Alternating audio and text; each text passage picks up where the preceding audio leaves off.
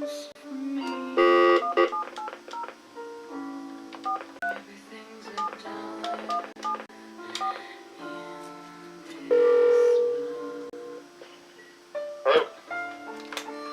Kelly, man, work it out. Hang on, let me put you on speaker.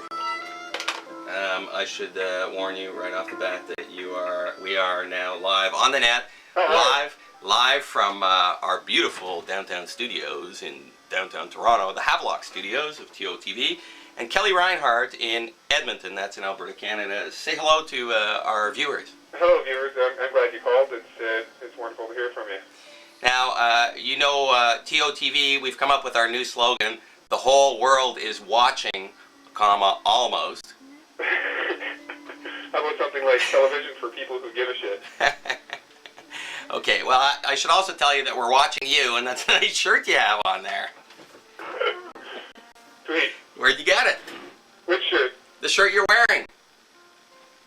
We're watching you. Yeah? Yeah, so I was wondering if you could do the fashion report. I'm wearing a robe right now. Yeah. Oh, Rome, shit. I must be looking at another Kelly. Is this Kelly Stevens in Edmonton? Sure. So, what's the fashion in Edmonton these days? I hear it's pretty cold out. People say cold out, whatever that means. Are people using long underwear a lot and wool socks, or are the synthetics really on the upswing? I think the wool is really in this year. A lot of people are turning back to the natural fabrics, you know, something that's more durable and warmer and can handle the fluctuations in temperature from +3 with rain back down to -20 with freezing blowing snow.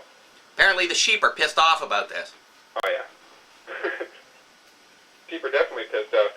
Could you imagine? If everybody in the world wanted to wear wool all at once? How would you like to be sheared on a regular basis? Well, looking in the mirror, I think I could use it presently, but regularly, no. I see. Now, what about the Grey Cup? The Grey Cup? Oh shit, that's ancient history. Well, we haven't covered it before. Okay, well it's football game, no big deal. Big Canada event. I don't even remember who won, but it wasn't Edmonton. Now, what about the NASDAQ? Do you have anything to say about that?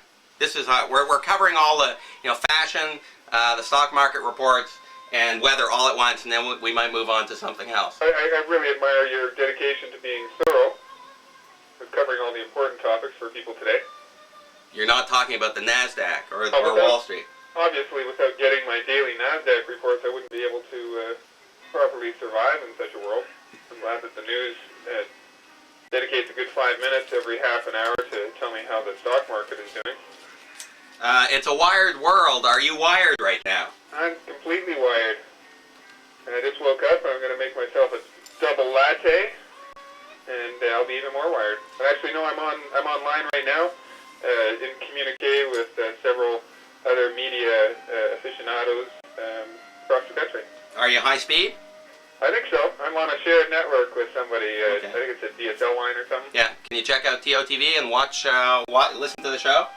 See if it works. We're trying to figure out if there are more than 4 people who can watch us at the same time.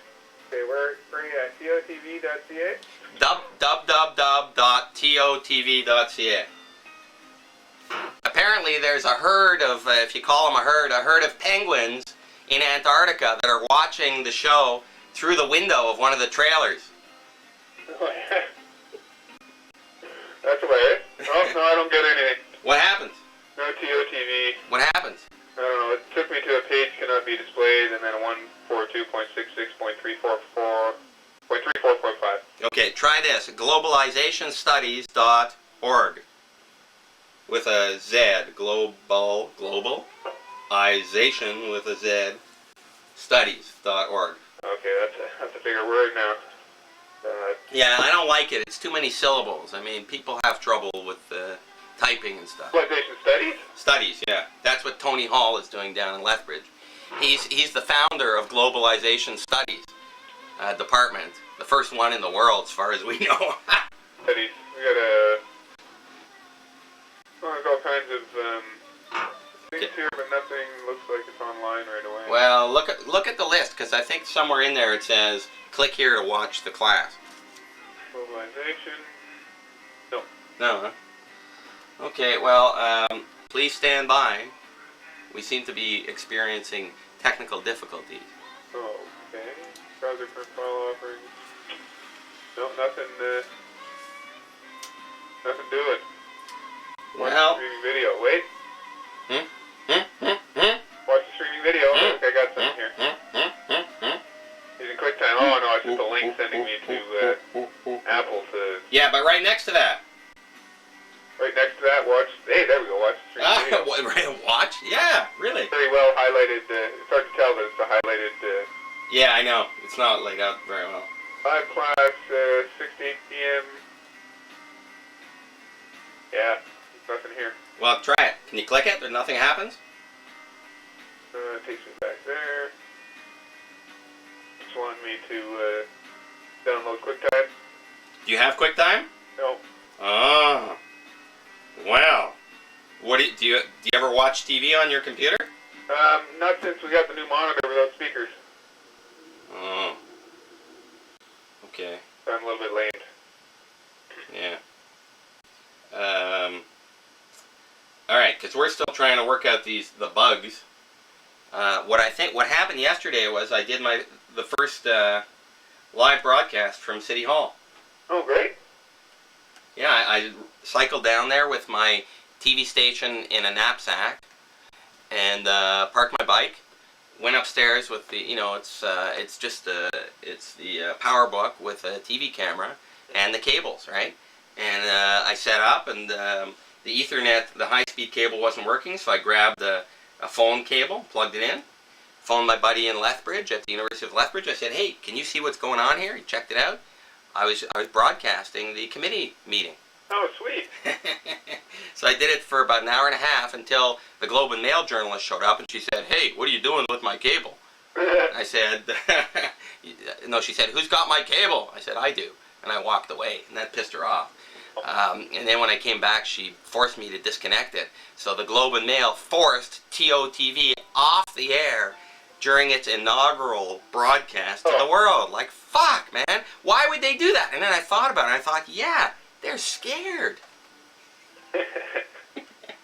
Well, you know what? You're on the edge, man. All right, so we'll meet up in Lethbridge sometime soon, hopefully. Yeah, I hear you had a pretty good connection with Angela, although it was audio only, but you had a tricontinental thing going on or something. Well, 3 cities anyways. We went from Lethbridge. I gotta tell you this. New York or something? Yeah, but it wasn't just in New York. This was wild, Kelly. You got a minute? Yep. Yeah. Okay. I'm in New York, right, and I've been tuning in lately to this whole concept of Wi-Fi. Do you know about Wi-Fi? No. Okay, check this out. Wi-Fi, it's also known as 802.11.b, wireless webcasting. It's basically, you put it, like I put into my PowerBook something that's called an airport card, okay? And it's the size of a PCM card, you know those small cards, they're like a credit card size. And it goes into the computer, and the computer becomes a radio transmitter and receiver, okay? It's got a little antenna with it. And you can now go in New York City to what are called hotspots, and you stand, so Bryant Park, just behind the main branch of the New York Public Library in Manhattan, you go to the park, you sit down at a picnic table, you pull out your PowerBook, and your online high-speed connection. Oh yeah, sweet. Okay. I've been reading about this a little bit. Okay. So once, right away in my mind, I say, holy shit, can I do a broadcast? Okay, plug in my camera to my PowerBook and be broadcasting. And the answer is yes. Sweet. Yeah. So a live TV station on location, doing what the big networks do for millions and millions and millions of dollars in my knapsack on my bicycle. Huh? At a bench. At a bench. Public park across from the public library. Yeah, not just there. These hotspots are starting to appear all over the place. Manhattan is covered with them like it has measles. So I arrived in New York last Monday, a week ago, and I had this airport card. I needed it installed. I got it installed on Tuesday, and then I realized that I didn't know where the hotspot. I don't know where the hotspots are in Manhattan, although apparently they're all over the place and they're free for the most part. But I read that Starbucks has Wi-Fi in the cafe. I thought, oh, okay. So I went into Starbucks and got a coffee, mea culpa, okay? Give me a break. And on Tuesday last week, I sat down and yeah, I'm online. Yeah, here's my credit card number for, you know, whatever it was, $4 for 15 minutes. I want to try this out. And yeah, there's Google appearing. Oh, I can surf, plug in the camera, turn it on, and phone my friend in Lethbridge. And yeah, he's seeing me live in the Starbucks in Astor Place in New York City. Wireless. Did you get, do they sponsor you? They should.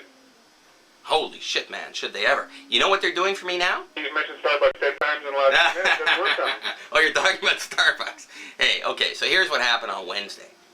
Okay, once I'd established that I could do it, Wednesday I showed up at the appointed time while Tony was doing his class in Lethbridge from 6 to 9 p.m. Lethbridge time.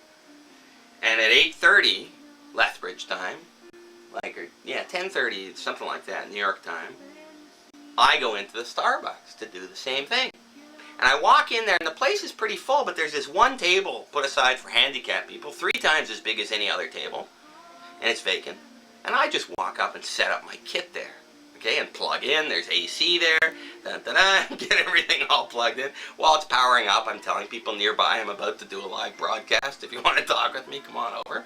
Right, and they're going like, what? What the hell's this guy talking about, right? And I get it all plugged in, and I phone Tony. You see, last week we did a live broadcast from Toronto, but I was plugged into the Ethernet cable in my house here in the apartment, right? And I was interviewing. Tony was interviewing Richard Swift, one of the editors of the New Internationalist magazine. Okay, and he was in my house in this interview. But the problem was that there was an 8-second delay in the audio and video from the interview to the time it's on the net. I guess it has to be compressed, or I don't know what, cleaned or whatever, right? So the delay was a pain in the ass. You with me? Yeah. So this past week, or last week, I decided, how about if we do the interview with cell phones, so the audio is live, right? So that students in the class can be asking people in the cafe, in the Starbucks in New York, questions back and forth live. And they get the audio, and then the video arrives 6 or 8 seconds later. Who cares? It's just somebody standing in a cafe, right? Right. Doesn't matter if the lips don't sync up. So we do that. Cool. Okay? So picture this. I'm in Starbucks in New York City, in Greenwich Village, with my camera. 6 feet away from me is somebody, I don't even know who it is, with my cell phone talking to Tony Hall and his class of 50 students in Lethbridge, Alberta, live. Okay? So I'm filming this, right? And this guy from Starbucks starts like pulling on my sleeve and stuff. Sir, you can't be videotaping here, right? Right. So I'm I'm saying to him, look, I'm videotaping, but more important, I'm streaming to the net. I'll stop videotaping if you want, but I'll keep streaming, okay? The guy's like, he's saying, no, you have to turn it off. I say, I'm in the middle of a live broadcast. I'm not turning it off, right? He's like insistent. So then, make a long story short, 10 minutes later, I'm filming this guy. Tony's talking to him. The guy looks at me, he says, don't look now. The cops are here. So I pan the camera over, okay, and this is live in Lethbridge and on the net around the world, right? It's like the broadcast we did in The Hague, right? Like there's something going on here, which people who happen to be tuning in are watching it live. Well, 8 seconds late, big deal. And I zoom in, and there's 2 of New York's finest there. And they're loving it in Lethbridge, I'm told afterwards, right? So the cops come up to me, and they explain to me, and I leave the camera on for 10 seconds or so, and then I turn it off, and I say, look, how about this? I finish my coffee, and I leave. No more broadcasting or camera work. And they say, fine. And I did it. But it's... Sounds like fun. Yeah, it's fun. It's also kind of historic, because what I see happening is the crumbling of the television monopolies right before our eyes. Because now I'm in the same club with TOTV as ABC and CBS and NBC. I mean, we're a lot smaller, but small is beautiful, right?